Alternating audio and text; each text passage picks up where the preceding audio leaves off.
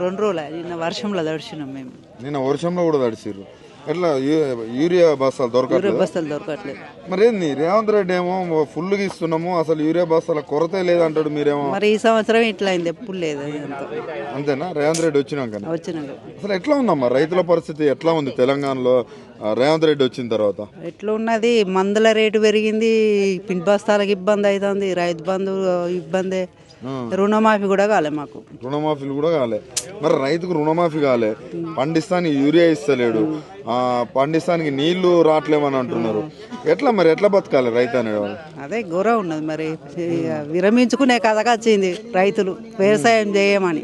వ్యవసాయం చేయమని కడుగు వచ్చింది తెలంగాణలో. మళ్ళీ ఓట్లు వేస్తారమ్మా, మీ మహిళలు ఓట్లు వేస్తానికి వెళ్తాను అంటుండ్రు రేవంత్ రెడ్డి. మహిళలు అంటే ఫ్రీ బస్సులు పెట్టాడు, తులం బంగారం అన్నాడు. ఏది పెట్టినా కూడా అది గిట్టుబాటు ధర లేదు, ఏది లేదు, ఎట్లా ఇబ్బంది కదా. గిట్టుబాటు ధర కూడా ఇస్తలేరా?